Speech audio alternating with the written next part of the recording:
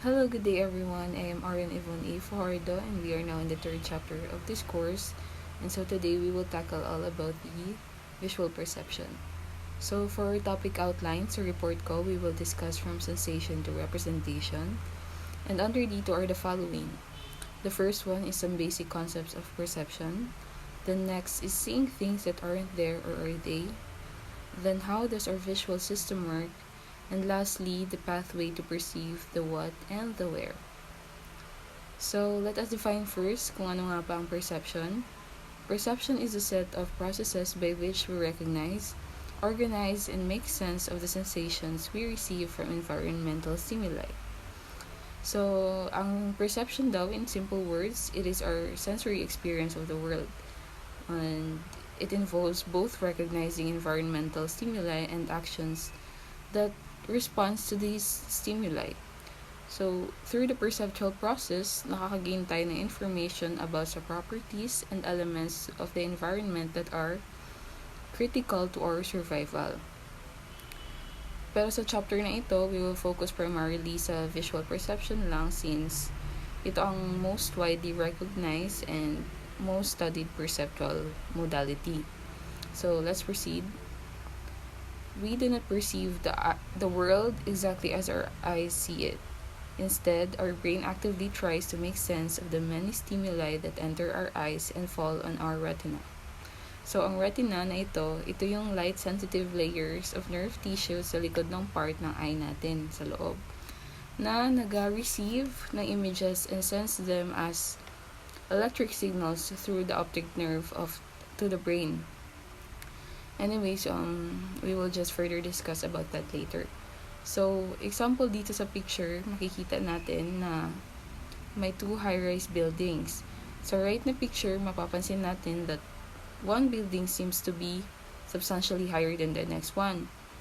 Pero, sa left picture naman, makikita natin na parang same lang sila, walang difference sa height nila. So, depende sa ating viewpoint, objects can look quite different, revealing different details. So thus, perception does not consist of just seeing what is being projected sa ating retina, kaya the process is much more complex. Your brain processes the visual stimuli, giving the stimuli meaning and interpreting them. So, dito muna tayo sa basic concepts of perception. Parang pahapyaw lang to kasi diba focus lang dapat tayo sa visual. Pero dito, pag-usapan muna natin yung pinaka-basic concept ng perception, which includes different senses other than visual. So, si James Gibson, he provided a useful framework for studying perception. He introduced the concepts of distal object, informational medium, proximal stimulation, and perceptual object. So, sa distal object, these are the things that exist in the environment and emit signals that are available to be perceived. Ang informational medium naman might be sound waves, reflected light, chemical molecules, or tactile information coming from the environment. Kumbaga, ito yung means kung paano tayo makaprocess ng information. Now, pag ang informational medium came into contact with the appropriate sensory receptors of, for example, sa eyes natin, pag nag-come into contact sa eyes natin ang light waves, doon nangyayari ang tinatawag nating proximal stimulation. Ang perceptual object naman ay ang internal conception based on the proximal stimulation of the distal object. So, dito sa table na ito siya ay list ng various properties of distal objects, informational media, proximal stimuli, and perceptual objects for 5 different senses, which are the sight, sound, smell, taste, and touch. And yung processes of perception na to, nag-vary siya tremendously across the different senses. The question of where to draw the line between perception and cognition, or even between sensation and perception, maraming lumalabas na debate with no ready resolution. Pero, different processes address different questions, di ba? Ang questions of sensation ay nag-focus on qualities of stimulation. Pagtanungin natin, is that shade of red brighter than the red of an apple? Sabihin natin, oo, Jai, mas bright yan siya na pagka-red kaysa sa red ng apple. Pero ang sabihin din ng friend natin, kaya hindi, mas red pa rin ang color ng apple kaysa dyan. Or hindi kaya pag ang tanong is the sound of that falling tree louder than the sound of thunder? Diba parang magkaiba pa rin tayo ng sagot pagdating sa mga ganyang bagay. So, paano natin malaman if ang impressions of colors or sounds ng isang tao is ganun din or nag-match to someone else's impressions? So, this same color or sound information answers different questions for perception.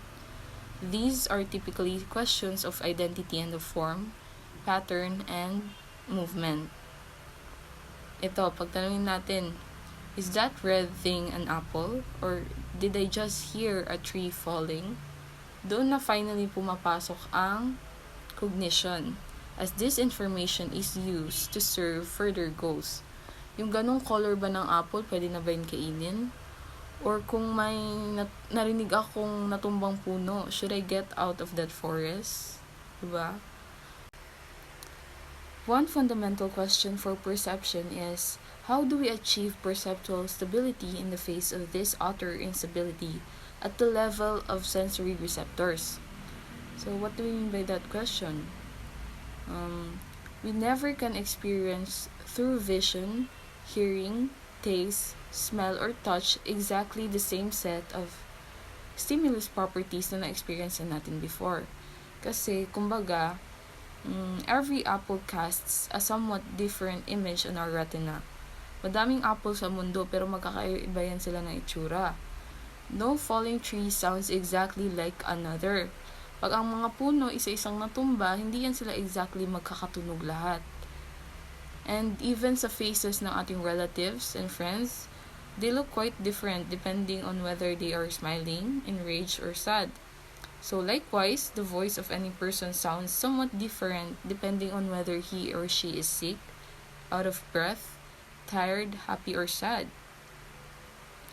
Actually, given sa nature of our sensory receptors, ang variation seems necessary siya for perception. Kaya may phenomenon tayong tinatawag na sensory adaptation. Ito yung kapag ang ating receptor cells adapt to constant stimulation by ceasing to fire until there is a change in stimulation. Through sensory adaptation, we may stop detecting the presence of a stimulus. So, anong example niyan? Kunwari, pag mag-spray tayo ng pabango sa katawan natin, di ba sa una maamoy mo pa yan siya, minsan yung ibang mga perfume matatapang pa yan. Pero pag katagalan, pag na-spray na natin siya, parang wala na, di ba tayong naamoy? Or another example, pag pag maglabas tayo ng rock concert, mapansin nyo na parang normal lang, parang walang pinagbago, makarinig pa rin tayo. Pero pag may narinig tayo na na biglaan na isang gunshot, di ba parang mabingi tayo agad? So, ganon. It is because ang sensory adaptation nag-occur over a period of time. So, yan. To study visual perception, scientists devise a way to create stabilized images. Such images do not move across the retina because they actually follow the eye movements. The use of this technique has confirmed the hypothesis that constant stimulation of the cells of the retina gives the impression that the image disappears. So, ano yung technique na yun? Ito yung tinatawag nating Ganzfeld effect. The word Ganzfeld is a German word, means complete field. It refers to an unstructured visual field. Ang tawag din dito is perceptual deprivation. When your eyes are exposed to a uniform field of stimulation, you will stop perceiving that stimulus after a few minutes and see just a gray field instead. Ang ginagawa nila sa technique na yun is yung ping pong ball, inakat yun nila sa gitna, tapos i-paint nila ng red, then ilagay nila sa sa eyes nila, takpan nila. Then after ilang minutes, pag mag-gaze sila sa source of light, yung perception nila, imbis na red, maging gray na. So, bakit ganun ang nangyayari? This is because their eyes have adapted to the stimulus. And ang mechanism, di ba, ng sensory adaptation ay gina-ensure niya na ang sensory information is changing constantly. So, dahil doon sa malabo na effect ng sensory adaptation in the retina, which is the receptor surface of the eye, our eyes constantly are making tiny, rapid movements. And yung movements na yun yung nag-create ng constant changes sa location ng projected image sa loob ng mata natin. Thus, stimulus variation is an essential attribute for perception. So, proceed na tayo dito sa seeing things that aren't there or are they. Try natin tignan yung picture. Siguro, halos lahat tayo pag tingnan natin yung picture sa una, parang ang maisip agad natin is just a blur of meaningless shades. Pero pag matitigan natin siya ng mabuti, makita mo na figure siya ng cow that is hidden within the continuous gradations of shadings na nag-constitute sa picture. So, before natin ma-recognize na yun pala ay figure ng cow, we correctly sense all aspects of the figure, but you had not yet organized those sensations to form a mental percept. So, ang mental percept is a mental representation of a stimulus that is perceived. So, without such a percept of the cow, you could not meaningfully grasp what you previously had sensed. So, how about this one? Elusive triangles. Is it real or illusions lang ba natin itong nakikita nating triangles? Both central triangles are just an optical illusions. Walang triangles dyan. Sa totoo lang, tayo lang ang nag-iisip na meron. Bakit? Kasi they involve the perception of visual information not physically present in the visual sensory stimulus. Perceptual illusions are errors of perception, which occur when we perceive stimuli as something other than what they really are. So, sometimes, ma-perceive natin kung ano ang wala. Other times, we do not perceive what is there. And at still other times, we perceive what cannot be there. Kasi nga, perception is process siya by which the brain selects, organizes, and interprets these sensations. So, the way tayo mag-represent ng objects, kagaya nung sa pictures na pinakita ko, is nag-depende in part on our viewpoint in perceiving the objects. So, gets. So, proceed tayo dito sa how does our visual system work. Mamaya maipakita ako na video para mapanood nyo at mas maintindihan nyo yung paano nag-work ang visual system natin. Pero i-discuss muna natin yung mga major parts ng eye. Vision begins when light passes through the protective covering of the eye. And ang covering na to is the cornea, which is a clear dome that protects the eye. Tapos yung light na yun, nagapass siya through the pupil, the opening in the center of the iris. It continues through the crystalline lens and the vitreous humor. The vitreous humor is a gel-like substance that comprises the majority of the eye. Tandaan niyo yan, maglabas yan sa quiz. So, eventually, the light focuses on the retina where the electromagnetic light energy is transduced, that is converted into neural electrochemical impulses. So, vision is most acute in the fovea, which is a small, thin region of the retina, the size of the head of a pin. Kasi dito sa fovea na to, when we look straight at an object, yung eyes natin mag-rotate so that the image falls on directly onto the fovea. So, sa retina, kahit halos kasing nipis lang siya ng isang page ng libro, meron siyang 3 layers. The first layer of neuronal tissue closest to the front, outward-facing surface of the eye is the layer of ganglion cells, whose axons constitute the optic nerve. The second layer consists of three kinds of interneuron cells: amacrine cells and horizontal cells. Ito yung nagamake ng single lateral connections among adjacent areas of the retina in the middle layer of cells. Ang pangatlo naman, ang bipolar cells, make dual connections forward and outward the ganglion cells, as well as backward and inward to the third layer of retinal cells. The third layer of the retinal contains the photoreceptors, which convert light energy into electrochemical energy that is transmitted by neurons to the brain. So meron tayong two kinds of photoreceptors, rods and cones. Each eye contains roughly 120 million rods and 8 million cones. Rods and cones differ not only in shape but also in their compositions, locations, and responses to light.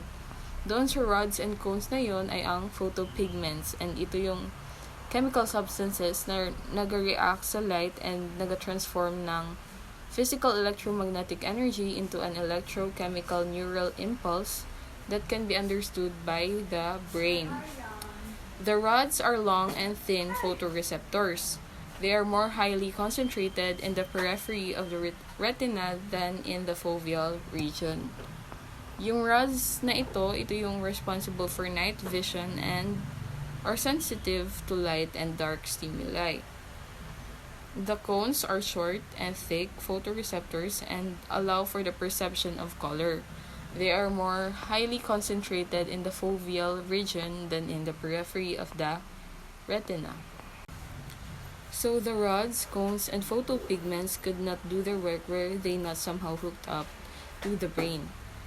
The neurochemical messages processed by the rods and cones of the retina travel via the bipolar cells to the ganglion cells. The axons of the ganglion cells in the eye collectively form the optic nerve for that eye. The optic nerves of the two eyes join at the base of the brain to form the optic chiasma.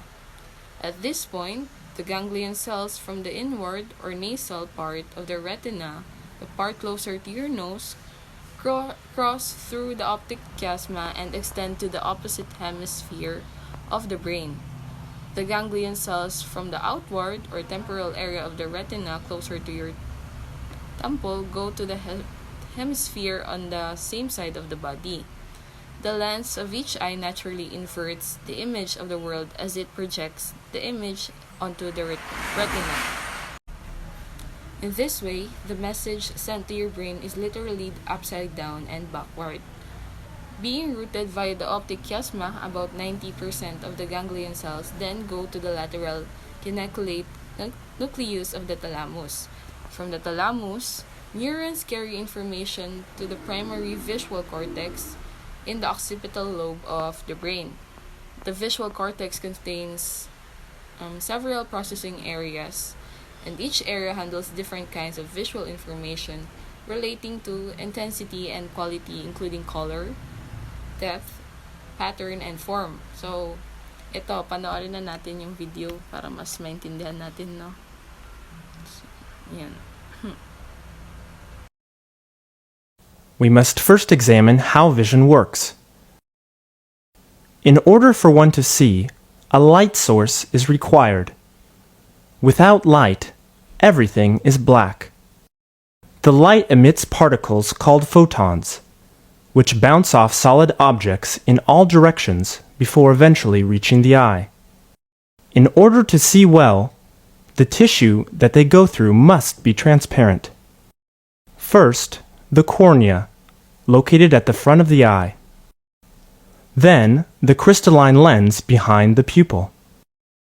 Then, the vitreous body in the middle of the eye. Finally, they reach the retina, the eye's photographic plate, stopping at the retinal pigment epithelium, where they set off nerve pulses. These pulses are directed towards the optic nerve,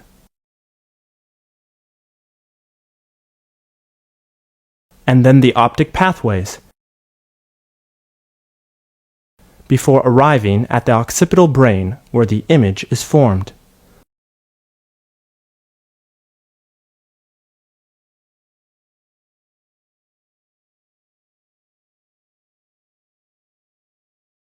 This process is what enables us to take in the world around us. So let's proceed sa last part na aking report. What are the visual pathways in the brain? So a pathway in general is the path the visual information takes from its entering the human perceptual system through the eyes to its being completely processed. So generally, there are two pathways. Work on visual perception has identified separate neural pathways in the cerebral cortex for processing different aspects of the same stimuli. So, perception deficits like ataxia and agnosia that are covered later in this chapter also point toward the existence of different pathways. So, bakit may dalawang pathways? It is because ang information from the primary visual cortex in the occipital lobe, yung part na brain na yun na responsible sa visual perception natin, is forwarded through two fascicular or yung fiber bundles.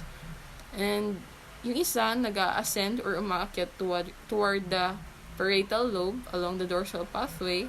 And yung isa naman, nag-descend siya sa temporal lobe along the ventral pathway. Ang dorsal pathway is also called the Ware pathway and responsible siya for processing location and motion information. Ang ventral pathway naman is called the What way because it is mainly responsible for processing the color, shape, and identity of visual stimuli. So this general view is referred to as the what and where hypothesis. Most of the research in this area has been carried out with monkeys. In particular, a group of monkeys with lesions in the temporal lobe were able to indicate where things were but seemed unable to recognize what they were. In contrast, monkeys with lesions in the parietal lobe were able to recognize what things were but not where they were. Okay, gets nyo? So, yun lang po.